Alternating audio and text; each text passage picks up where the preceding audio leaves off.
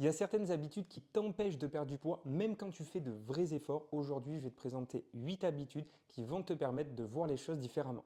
Salut à toi, moi c'est Théo, coach spécialisé dans la perte de gras sans privation ni frustration. J'ai accompagné plus de 150 femmes à tout simplement perdre leurs kilos en continuant de se faire plaisir, en continuant de manger du chocolat, d'avoir des repas à l'extérieur et surtout d'améliorer cette relation avec l'alimentation et d'inclure du plaisir au sein de la perte de gras. Aujourd'hui, je vais te présenter 8 habitudes qui t'empêchent de perdre tes kilos et surtout comment les corriger. La première erreur, c'est l'impatience. En fait, tu veux des résultats rapides, visibles, tout de suite, sauf que la perte de gras, c'est un processus qui prend du temps.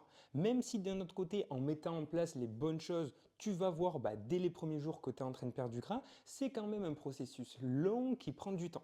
Et toi, vu que tu veux des résultats ultra rapidement, en fait, tu vas penser que tu n'es pas sur la bonne direction, tu vas penser que tu n'es pas sur le bon chemin. Et donc tout ça, ça va de quoi? Ça va t'induire en erreur et tu vas encore une fois abandonner. S'il faut, tu étais sur le bon chemin, tu as juste pas attendu assez longtemps pour avoir de vrais gros résultats visibles. Et de par justement cette impatience, cette hâte, cette attente d'avoir de gros résultats très très rapidement, tu vas abandonner. Alors que s'il faut, tu aurais maintenu quelques jours de plus et là, tu aurais commencé à avoir de gros résultats. Et d'un autre côté, tout simplement, cette impatience, cette petite frustration, ça va engendrer quoi? Ça va engendrer énormément de stress. Le stress, ça va te faire quoi? Ça va te faire des envies sucrées, des envies de gras, des envies de plus manger. Tu vas te prendre la tête, tu vas toujours tout remettre en question. Et ça, c'est pas forcément bon. Et ça, c'est pas forcément bon. Pourquoi? Parce que ça va te décourager et ça va te pousser à abandonner. Ce que je te conseille pour remédier à tout ça, c'est tout simplement de ne pas te juger juste sur quelques jours. Patiente, attends quelques semaines. Même si tu vas avoir des résultats rapidement, les premiers gros changements que tu vas voir qui va te choquer vont prendre plusieurs semaines. Donc ne te juge pas sur quelques jours.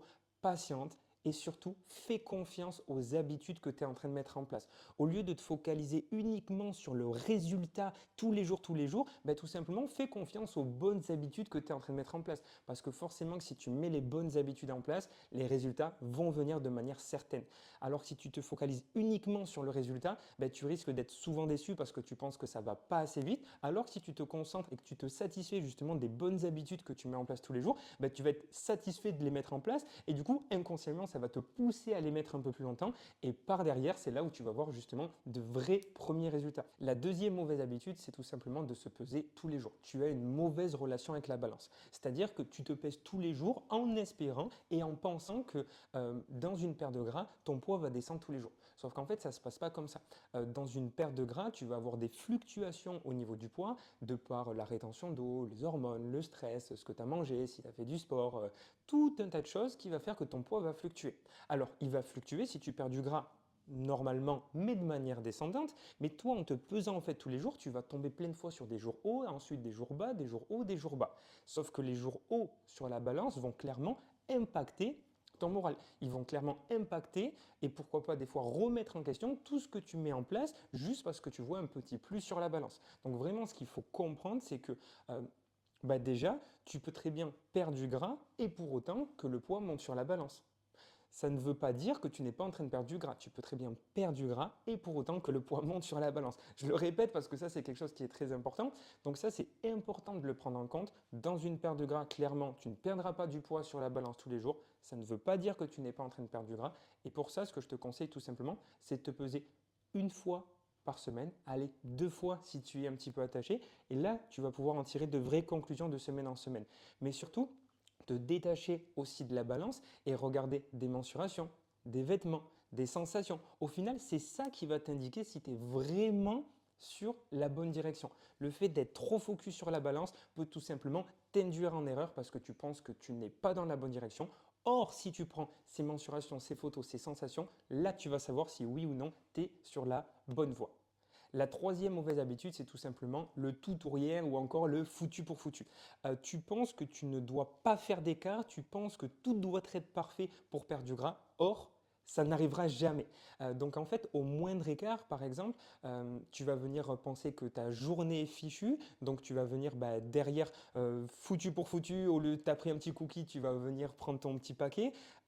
Ou alors au contraire, tu as passé un week-end un petit peu chargé, tu penses que du coup ta semaine entière est foutue.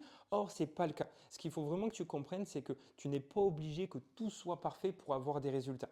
Les écarts font partie d'une perte du gras, et même j'appellerais ça pas un écart, j'appellerais ça tout simplement la vie de tous les jours. C'est normal de se faire plaisir, et au final, ce qui te fait prendre du poids, c'est pas en fait ces petits écarts. C'est le fait que tu penses que tout est foutu et que du coup, derrière cet écart, tu ne reprends pas tes bonnes habitudes.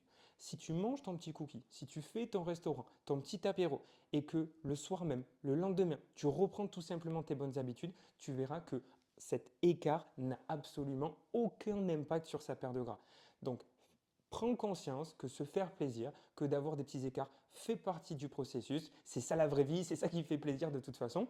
Et en comprenant et en les incluant dans ton plan alimentaire, tu vas beaucoup moins culpabiliser. Donc déjà, tu vas enlever de la charge mentale et pense bien que le plus important, c'est pas l'écart, c'est pas le repas que tu as fait au restaurant, mais c'est toujours ta capacité à reprendre tes bonnes habitudes juste après. La quatrième mauvaise habitude, c'est tout simplement le manque de sommeil. Ça, c'est clairement la base. Quand tu dors mal ou alors pas assez, ton corps va t'envoyer des envies sucrées, des envies de plus manger, des envies de gras. Pourquoi? Parce qu'il manque d'énergie. Donc ton corps a besoin de cette énergie et au lieu d'aller la chercher justement dans le sommeil, il va aller la chercher dans l'alimentation.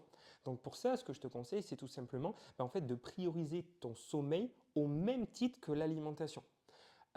Tout simplement en essayant de créer peut-être des petites routines de sommeil pour essayer de gratter une demi-heure, une heure de sommeil et je t'assure que tu y verras un énorme impact. La qualité justement de ton sommeil va également impacter la qualité de ton mouvement, de tes séances de sport. Quand on est fatigué, on n'a pas envie de bouger, on n'a pas envie de s'entraîner. Donc essaye vraiment de prioriser le sommeil et tu verras que si tu dors de vraies longues nuits, tu verras un énorme impact sur ton envie de manger sainement et ton envie de bouger au quotidien. La cinquième mauvaise habitude, c'est de tout simplement supprimer tous tes plaisirs, tout le sucre et de réduire tes portions. Alors oui, c'est cool, tu veux perdre du gras, tu veux mettre des choses en place. Par contre, prends conscience que c'est un processus qui va prendre le temps.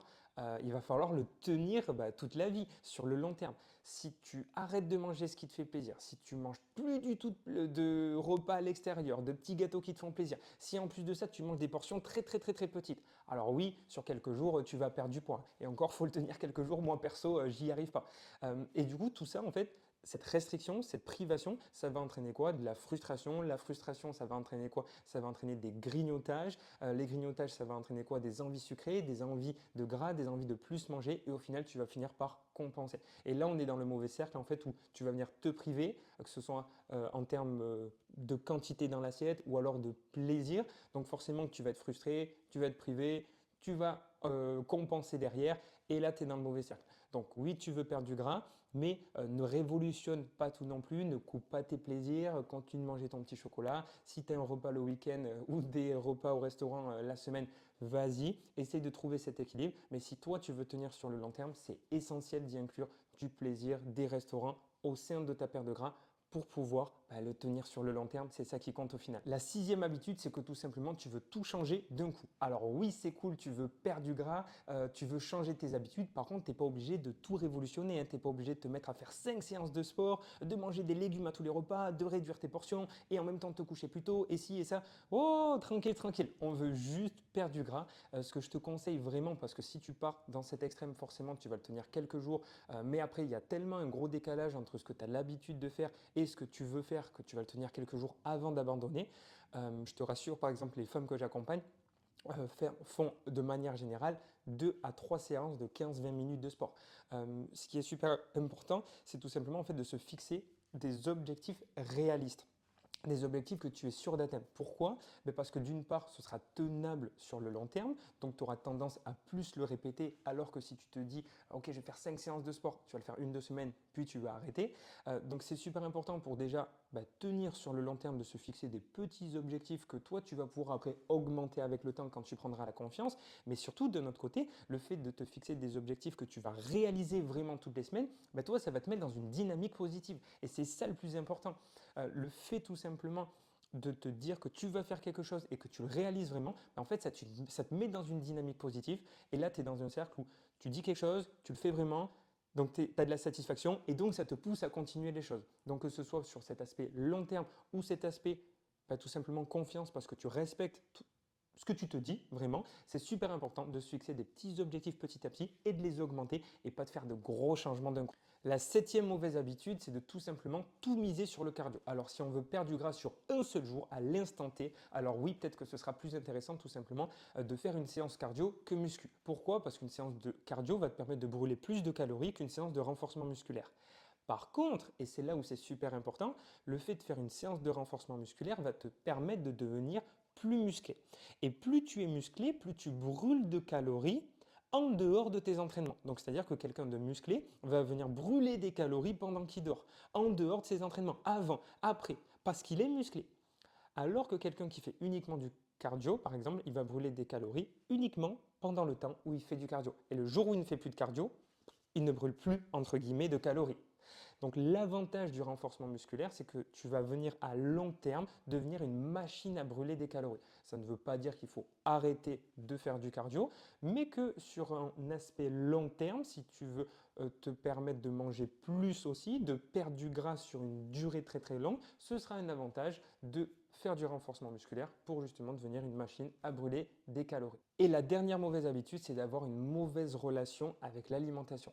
L'alimentation est là pour te faire plaisir, est là pour te réconforter de temps en temps.